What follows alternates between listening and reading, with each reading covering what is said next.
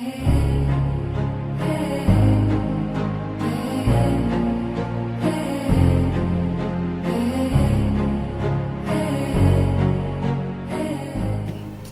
tout à l'heure, lorsque vous êtes présenté, vous avez dit que vous étiez un thérapeute. Vous traitez quoi concrètement? Juste dans le côté thérapie, je suis magnétiseur, je suis acupresseur et j'ai quand même beaucoup de connaissances. Pour ceux qui ne comprennent pas ce que ça veut dire quoi en français plus facile? Bon, l'acupressing, c'est une technique chinoise, hein, c'est comme l'acupuncture où on pique avec les aiguilles, mais l'acupresseur va plutôt presser, on va presser avec les doigts, avec d'autres matériaux. On peut utiliser aussi, aujourd'hui on a bien développé les ondes magnétiques pour pouvoir travailler, ça c'est le côté acupressure. On a du côté magnétiseur, quand on dit magnétiseur c'est les mains, donc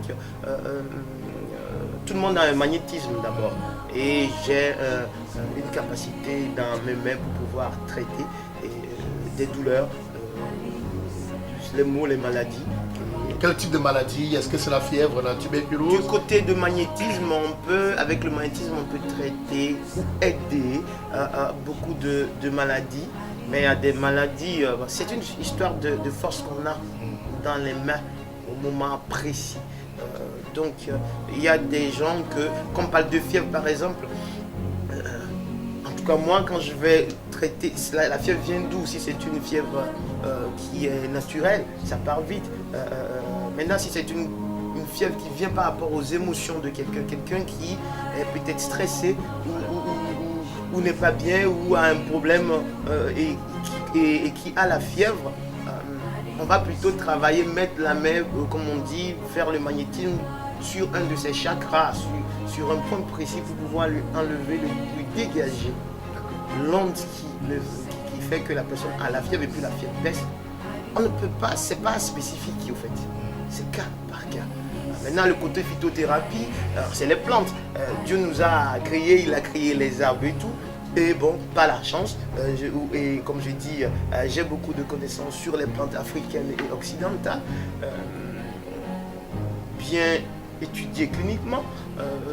Maintenant, à part ça, il y a des secrets que nous on a sur les plantes, vous savez, c'est les plantes vives. D'accord. Alors, j'aimerais également savoir, est-ce que vous avez également le don de voyance, comme on dit souvent?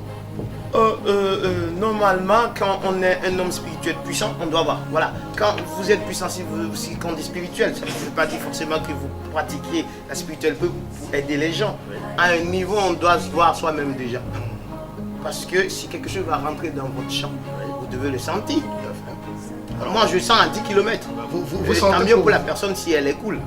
Vous sentez pour vous, est-ce que vous également vous sentez pour des personnes qui vous approchent? Oui, parfois oui, c'est normal. Si elles vous demandent ou alors... Oui, parce que en travaillant, parfois on doit pouvoir cadrer la personne. On doit pouvoir cadrer la personne. Je peux vous dire que des gens qui vont développer parfois le cancer, d'autres parfois c'est leur vie, c'est ce qu'ils mangent ou ils ont fumé ou c'est pas quoi. Mais il y a des gens qui ne fument pas, qui ne boivent pas, mais qui créent le cancer, ils développent le cancer. C'est parce que peut-être la personne a un stress. Ou peut-être depuis l'enfance à la famille, il a été compressé et puis il n'est jamais assez compris dans la famille. Peut-être par son père, peut-être par sa mère. Et puis il a gardé ça. Et petit à petit, ça crée des vibrations. Un jour, ça va créer quoi? Boum, un cancer. Et si vous pratiquez la chimio, ça ne va pas marcher. Pas du tout. Parce que ça ne va rien enlever. C'est par magnétisme, en enlevant les ondes de ça qu'on voit, on ne sait pas comment, mais ça part. Voilà.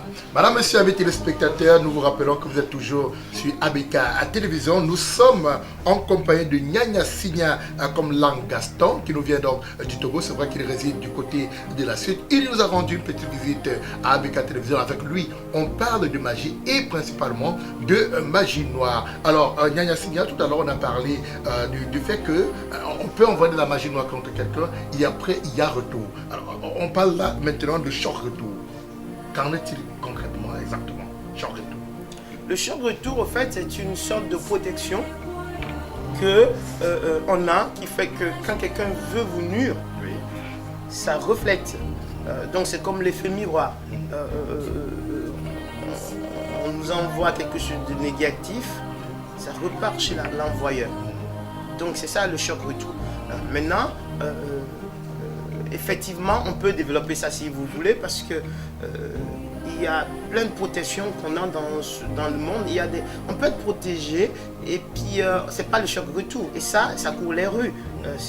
Les gens ils sont protégés, ils prient, ils font ce qu'ils doivent faire, les rituels et tout, et pour ne pas avoir des problèmes ou être atteint par des armes psychiques, comme on dit. C'est des armes psychiques que les gens envoient, des choses négatives par les sorciers ou les magiciens noirs.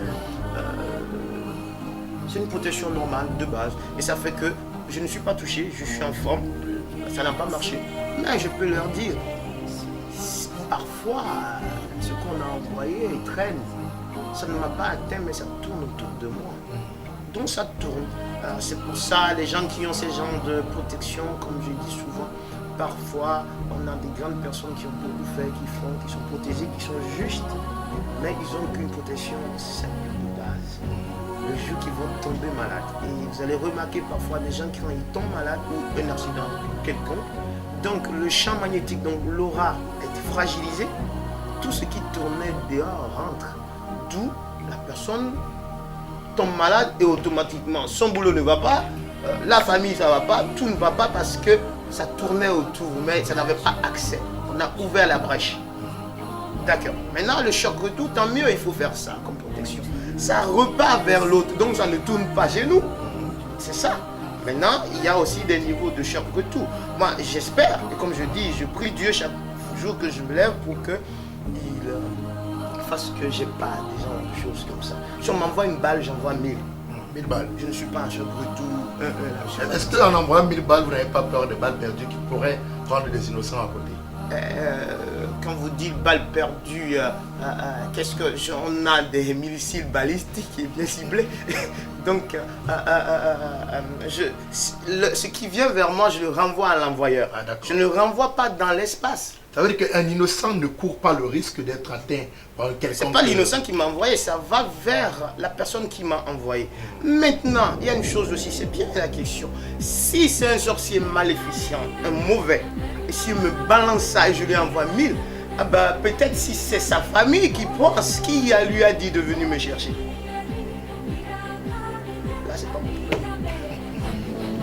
Alors, est-ce que la magie noire est le propre de l'Afrique? Est-ce que c'est uniquement en Afrique qu'on rencontre la magie noire? Mais c'est ça qu'il faut démystifier. Il y a la magie noire partout. En Occident, on a les satanistes. C'est des gens qui font des satanistes, c'est de la magie noire. Il y a des gens qui font des choses. C'est pas, vous savez, en Afrique, on aime le folklore. On dit, t'as tué le poulet, t'as fait ci, c'est du n'importe quoi. C'est pas ça forcément la magie noire. On peut tuer 10 000 bœufs, ça ne sert à rien. Le vrai sorcier, il vous tire dessus avec un petit truc, vite fait. Et c'est bon. Donc, c'est partout. Mais ce que moi je dis, c'est qu'en Afrique, on nourrit trop ça aussi. Donc il faut effectivement combattre des choses négatives, mais il faut aussi démystifier. Il y a des gens qui ne font pas bien les études, ils vont au concours ou à l'examen, ils échouent, ils disent que c'est la tante. La tante a fait quoi? Elle n'a pas étudié? C'est rien. Donc il ne faut pas non plus... moi je parle des choses sérieuses et qui sont vraiment en forme. Parce que beaucoup de choses en Afrique, c'est très facile de dire que c'est nul. On aime la facilité. Alors, pensez-vous que la magie noire puisse aider l'Afrique? La magie noire ne peut aider aucun continent et pas l'univers. On va nourrir la magie blanche. On veut la fraternité, on veut le bonheur, c'est le bien-être. Et donc, on ne peut pas avoir avec la magie noire aller faire quelque chose de bien, puisque c'est foncièrement pas bon. D'accord. Alors, je voudrais que vous regardiez la caméra et que vous adressiez à l'ensemble des téléspectateurs qui nous regardent afin de leur fournir des conseils. Le conseil, moi je vais tout simplement dire qu'il faudrait que, premièrement, se connaître soi-même. Déjà, c'est toujours ça. Après, quand on se connaît, c'est ce qui n'est pas bon pour nous, ce qui est bon pour nous, et on essaie de nourrir la fraternité. On essaie d'abord de nourrir les pensées positives, on essaie de nourrir l'amour autour de soi. Ça, c'est déjà une protection. communication de base qui est bien. Et maintenant, selon le travail qu'on fait, c'est vrai que parfois il faut monter le niveau selon ce qu'on fait. Donc pour l'ensemble des gens, je pense qu'il suffit de prier. La prière, c'est une protection. Hein. Et il y a prière dans prière. Ce n'est pas rester là, par exemple. Combien de personnes qui récitent le Notre Père qui est aux cieux, et puis ils récitent ça machinalement. Quand on prie, on vit la prière. Donc, ils n'ont qu'à développer la visualisation, la concentration, pour pouvoir vivre pleinement leur prière. Là, ça augmente l'aura et ça augmente le champ magnétique vital qui les protège. Ça, c'est la base. Maintenant, parce que c'est des symboles, hein, en fait. Hein. C'est comme la croix. Je vais vous dire une chose. Les sorciers mauvais aussi utilisent la croix. La croix, c'est un égrégore. La croix, c'est une énergie. Que je crois ou pas, que je vais à l'église ou pas, si j'ai un problème, si ce n'est pas un problème très lourd et tout, quand je dis Jésus-Christ sauve-moi, il va me sauver. Parce que c'est direct. Donc, le négatif aussi utilise la croix, si vous ne savez pas, hein, n'est-ce pas? Maintenant, si on va plus haut, là, c'est autre chose. D'où les gens, quand je dis, mais la personne qui est en haut, si c'est plus et vous n'avez pas la foi, il va vous dégringoler avec les techniques. Donc plus ça va, selon ce que, comme je dis, quelqu'un qui fait du sport va peut-être se protéger pour ne pas avoir des accidents, parce qu'on a des accidents, des fractures, etc. Oui. Et il y a des protections, en Afrique. Hein. On tape le type, il ne se casse pas. Ce n'est pas de la magie noire, c'est une connaissance. On comprend mieux maintenant pourquoi beaucoup de footballeurs camerounais ou encore africains préfèrent de temps en temps passer par la maison. Et ça aussi, si on va parler du foot, j'adore le foot. Hein. Vous savez, moi je dis toujours que se protéger, oui. Maintenant, les joueurs qui font il faut faire leur protection pour eux-mêmes. Il ne faut pas que leur protection gêne le club, que ça gêne le groupe. Parce que j'en connais, moi je dis c'est des mauvais. Comment c'est des mauvais joueurs spirituels? Parce que il dit si je n'ai pas marqué, l'autre ne marque, personne ne marque. Ça c'est nul, ça c'est con. Il faut prier pour soi. Si Dieu dit que c'est vous qui marquez, vous marquez. Donc effectivement, c'est pas que Camerounais. Hein. Il y a des footballeurs qui utilisent des forces. Et parfois, quand c'est pas bon, je pense que c'est pas bon pour l'équipe et pour la personne même. Hein. Donc, c'est pas qu'ils sont friands, ils doivent se protéger aussi. Parce qu'ils ont il y a beaucoup de dieux sur eux, il y a beaucoup de personnes. Quand vous ratez le penalty de finale, les gens sont fâchés. Donc, c'est des vibrations qui viennent vers vous. Si vous n'êtes pas protégé, vous n'allez pas pouvoir avancer. Hein. C'est pas facile d'être quand même, de représenter un club ou de représenter un pays. Ça c'est sûr que c'est pas facile. Oui. Alors, j'aimerais maintenant savoir, est-ce qu'il y a des avantages à pratiquer la magie noire? Je pense qu'on en avait parlé, mais je ne vois pas. Peut-être pour les gens qui font le mal, moi je ne peux pas dire qu'il y a des avantages. Parce que ça dépend de... Si c'est quelqu'un de mauvais, pour lui, il dit qu'il a des avantages. Il fait le mal pour pouvoir prendre la force des gens, pour pouvoir nuire aux gens, pour prendre une place.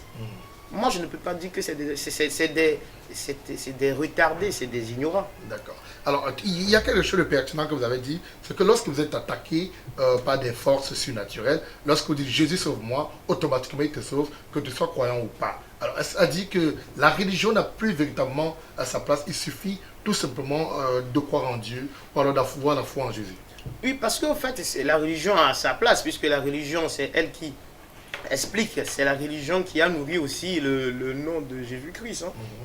Donc, en fait, c'est des formes pensées, c'est comme des énergies, c'est comme on dit, les autorités, tant qu'on est dans un pays, s'il y a un problème, la police vient vous aider parce que c'est comme ça. Donc c'est un égrégore, c'est à tout le monde, ça n'appartient à personne. Maintenant, il y a des gens qui vont développer plus le rapport avec le Christ. Et le Christ, de toute façon, je ne parle pas de Jésus-Christ, hein, je parle du Christ. Le Christ, il est partout, il est en nous. D'accord. Alors maintenant, puisqu'on parle de religion, je voudrais qu'on y reste un peu. On se rend compte depuis une décennie déjà que des églises dites de réveil pilules en Afrique, elles naissent jour. Alors, quel est le regard que vous portez sur cette éclosion de l'Église avec des personnes qui se proclament prophètes de Dieu? Euh, Vous savez, on peut avoir effectivement des prophètes. Qui suis-je pour juger les gens sur s'il y a des prophètes, mais quand même, il y a des gens qui racontent des conneries. Donc, je ne parle pas de tout le monde, mais la moitié, et je l'affirme, la moitié en Afrique, hein, c'est du n'importe quoi. Ils nous prennent pour des cons. Ils racontent des conneries, c'est ça que j'ai dit. Ils disent des choses que même ils ne font pas. Être devant, c'est aussi faire quand même soi-même quelque chose qu'on voit. On n'a pas besoin de 10 millions d'églises. L'église, d'abord, c'est en nous-mêmes déjà. C'est ce que tu fais dans la vie, c'est l'amour que tu fais, c'est ce que tu donnes à ton prochain. Et ce n'est pas... au lieu d'aller travailler, purée, mais ça m'énerve. Il y en a qui vont à l'église 7 jours sur 7. Je me demande quand est-ce qu'on va construire nos pays. C'est du n'importe quoi. Ça va pas, c'est des moines. C'est le moine ou le prêtre qui doit faire 7 jours sur 7 à l'église. C'est quoi les femmes là, au lieu d'aller s'occuper de leurs enfants et de leur mari à la maison, ils sont là tout le temps, aller chez les pasteurs, ils sont malades, elles sont malades. Ils ont un problème. Elles écoutent l'appel du Seigneur. Quel Seigneur? Vous avez vu ce Seigneur, vous appelez où là? C'est du n'importe quoi, je n'aime pas ces histoires sur l'Afrique. Je dis, une femme va à l'église, une femme s'occupe de son mari et de ses enfants. 7 jours sur 7. Et puis en plus, ils sont véhiculés. Hein. On amène les véhicules, on vous prend et puis on va à l'église et tout. On ne s'occupe pas de la maison. Qui va nourrir, qui va éduquer ses enfants?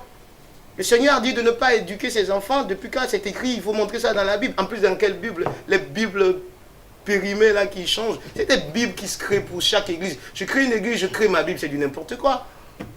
D'accord. Alors, je voudrais qu'on revienne un tout petit peu à vous. Vous avez dit tout à l'heure que si quelqu'un s'attaque à vous et vous envoie une balle, vous renvoyez 1000 balles. Est-ce que ça dit que vous également vous êtes magicien?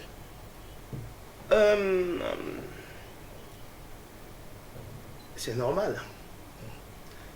Parce que je suis technicien. Donc, je vais pouvoir aussi, comme je dis, entrer dans les éléments pour pouvoir travailler. C'est normal. Je suis, si on le veut, je suis magicien blanc. Blanc. Oui. Vous êtes magicien blanc. Oui. Et sans doute, puisque vous devez contrer la magie noire, vous êtes intéressé également à la magie noire pour pouvoir mieux la contrer. C'est automatique. En fait, c'est la même source. Oui. C'est une histoire de conscience. À un moment, c'est le même pouvoir. C'est une histoire de conscience. Parce que avec la magie noire, c'est difficile de construire. Ceux qui construisent des maisons, des immeubles, ceux qui veulent construire des immeubles, ceux qui veulent construire pour leur famille des maisons, ça ne tombe pas du ciel. Il faut économiser, il faut chercher des sous et tout. Mais pour détruire, on envoie une bombe sur sa case, c'est très facile de détruire. Hein. Donc la magie noire a des chemins tordus, des choses vraiment ignobles et pour faire du mal. Mais construire, c'est pas facile, c'est difficile. Donc effectivement, on est obligé de savoir. Vous me posez une question. Si Jésus, je prends le cas de la Bible, s'il ne connaissait pas les démons, comment il va pouvoir donner des ordres aux démons? C'est qui connaît les démons. Je travaille avec les anges, mais chaque ange a son démon. Donc c'est parce que je connais les démons que j'arrive à appeler l'ange qu'il faut pour aller le régler. C'est normal. Pour pouvoir traiter un malade et faire une chirurgie, c'est parce qu'on a fait l'expérience sur des cobayes. Il faut monter le niveau de l'Afrique. Il faut qu'on avance là. Il ne faut pas rester là à rêver. Non, il faut travailler. Il faut pouvoir assumer nos méconnaissances, notre ignorance et pouvoir développer notre Afrique, développer le monde parce qu'on parle trop. Il faut agir. D'accord. Je voulais qu'on revienne un tout petit peu sur vos propos tout à l'heure. Vous avez estimé que le président de la République a une protection qui est différente de la protection d'un individu quelconque, William Meli par exemple. Donc la protection du président de la République est différente de ma protection personnelle. C'est normal. Et ça dit que lorsqu'on accède à des postes de responsabilité, on est obligé de faire appel à la magie noire pour se protéger. Mais c'est pour ça, il ne faut pas nous parler comme ça. Je n'ai jamais dit ça, qu'il faut aller faire la magie noire. On se protège spirituellement. Mais qui a dit que c'est noir? Ah d'accord. On n'a pas dit que c'est noir. Pourquoi que ça doit être blanc? Ça doit être une protection blanche. Ça veut dire que c'est normal de se protéger. Ben, ça va de soi. Je ne pense pas que vous allez mettre au monde un enfant et ne pas pouvoir l'entourer de protection. C'est-à-dire qu'on ne va pas laisser un bébé seul pendant une journée. Ce n'est pas normal. On ne peut pas le laisser dans la voiture au soleil en disant je vais au travail, je reviens. Donc on protège l'enfant. Il y a la maman ou il y a quelqu'un qui s'occupe de l'enfant. Donc c'est ça. Ce n'est pas mauvais. Selon le cas, selon la personne, il y a une protection qui doit se faire. C'est évident. Est-ce qu'il y a aussi la protection des biens? Ah ben oui. On protège tout. C'est pourquoi je dis, il y a tellement comme pas de protection, il y a... Je vais vous expliquer une chose vite, peut-être ça va vous aider, et puis une fois, si Dieu veut, je vous développerai ça. D'accord. Comme pas de protection, la protection normale, simple. Maintenant, on a une protection qui se dit, si je suis joueur, je vais faire la protection qui a rapport avec le football, par exemple. Mais quelqu'un qui est journaliste ne va pas aller faire ça. Le journaliste, pour faire quoi? Qui va le casser le pied? Il y a la concurrence. Non, ce que je veux dire, voilà. C'est pas une protection sur le squelette. Ah, d'accord. Le journaliste, peut-être, il se protège parce que peut-être qu'il embête ou bien il dit des choses que les gens n'aiment pas. Voilà. Mais c'est vrai, donc il va se protéger contre les ondes négatives que les gens vont lui envoyer. Ça, c'est encore une protection spécialisée. Oui. Maintenant, il y a quelqu'un qui est chauffeur, il va essayer de se protéger pour ne pas avoir un accident. Donc c'est aussi spécialisé. C'est différent d'une protection top, qui ne coupe pas les rues non plus. C'est la protection de l'âme. D'accord. La protection de l'âme, elle dépasse tout. Mais ce n'est pas accessible à tout le monde. C'est elle qui gère. Ce n'est pas spécialisé forcément. D'accord. Vous voyez, donc c'est ça. Alors, est-ce que vous croyez à une protection des ancêtres? Est-ce que nos ancêtres peuvent nous protéger? Si dans notre ADN, on a des connotations et des ramifications avec nos ancêtres, oui, ça peut nous protéger, donc on ne peut pas nier ça. Mais on revient sur ça quand vous parlez d'ancêtres en Afrique, je me demande certaines choses que je ne comprends pas. Je suis catholique de base, même si j'ai plus de religion aujourd'hui, mais j'ai été bercé depuis mon enfance dans le côté catholique. Les saints, c'est des hommes pieux qui ont fait de bonnes choses qu'on a élevés au rang de saints. Quand on va au Vatican, on va baiser parfois leur squelette. Donc c'est des ancêtres. Nos ancêtres qui ont fait du bien, eux c'est des mauvais. Vous êtes malade en Afrique ou quoi? Quelqu'un qui fait du bien, c'est quoi le problème? C'est quoi le problème? C'est qu'on a un problème et qu'en Afrique doit accepter que l'Afrique est malade. Et si on accepte qu'on est malade, on va se traiter. Et on va faire vraiment, comme dit Tiken là, comment il s'appelle le chanteur? Tiken Jack Fakoly. On va faire du mal. D'accord. Donc voilà, effectivement, les ancêtres peuvent. Par exemple, juste au Cameroun, je pense qu'il y a des tribus qui vont faire des rituels sur les squelettes. Exactement, c'est des choses de temps anciens. Donc il y a effectivement un lien. Je ne vais pas demander à quelqu'un qui n'a pas ça dans sa tribu d'aller le faire. Les autres l'ont déjà. C'est normal. Tout le monde a sa façon de faire. Dieu est Dieu, tout le monde a son chemin. Personne n'est mieux que l'autre. On parle de faire du bien. C'est pourquoi je dis Jésus, Christ, lui, il nous a montré le chemin de faire du bien. Ce n'est pas d'être bête. D'accord. Rassurez-vous, madame, messieurs, amis téléspectateurs, nous ne sommes pas bêtes sur ce plateau. Nous étions en train de partager avec Nyanya Signa comme langue Gaston sur le sujet de magie noire. C'est vrai qu'à côté de la magie noire, on a également parlé de magie blanche. Je voudrais justement qu'on revienne un tout petit peu sur la magie blanche. Vous avez dit tout à l'heure que vous pratiquez de la magie blanche. Alors, en quoi consiste véritablement cette pratique de magie blanche là pour vous? Est-ce à dire que vous pouvez permettre à quelqu'un rapidement de gagner de l'argent? Vous pouvez permettre à quelqu'un rapidement de trouver des emplois? Permettre à quelqu'un rapidement de trouver une épouse? Je ne sais pas si je vais utiliser le mot que je vais pouvoir aider quelqu'un rapidement à trouver une épouse ou de l'argent. Moi, je pars du principe que nous tous, on a un chemin de vie. Je suis plus spécialisé dans le côté m'occuper à faire connaître à quelqu'un qui il est déjà. Ouais. Et si son chemin de vie, il y a de l'argent, en l'aidant, en lui montrant les chemins, en s'occupant de la personne, si c'est l'argent, il aura l'argent, parce que c'est sur son chemin. On est tous là pour pouvoir avoir normalement une famille, un foyer tranquille, n'est-ce pas? Donc, je ne vais pas, par exemple, aller me mêler de deux personnes qui se connaissent et puis qui disent j'aime l'autre, je veux. Je n'ai pas ce temps, je ne travaille pas pour ces petites choses. Maintenant, si j'ai un foyer il y a un mariage, un bon mariage, on peut aider les personnes à consolider leur mariage, parce que les foyers sont toujours menacés, hein, n'est-ce pas, partout. Donc on peut consolider un mariage, ça c'est normal. Mais je ne vais pas aller travailler pour soumettre quelqu'un à son compagnon, à sa compagne. Ça, je rentre dans la magie noire parce que je force un esprit. Je ne suis pas dans ça, mais je peux consolider. Il y a des personnes que s'ils ont des enfants ensemble, c'est normal qu'on les aide parce qu'on parle des innocents, les enfants.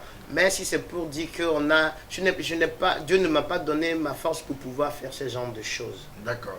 Alors, également, vous avez dit que vous êtes né parce qu'on vous attendait déjà. Ça veut dire que vous pratiquez ce métier depuis que vous êtes tout bébé, ou alors c'est à partir d'un certain âge que vous avez pris conscience qu'il fallait exercer en tant que thérapeute et homme spirituel et autres? Non, je suis né comme ça, donc mon éducation a été une éducation tracée sur ce chemin. C'était pas une éducation facile du tout, hein. Mais c'est normal. J'ai eu la chance que mon père savait ça. Et puis, c'est l'éducation est partie sur comment pouvoir effectivement ne pas dérouter.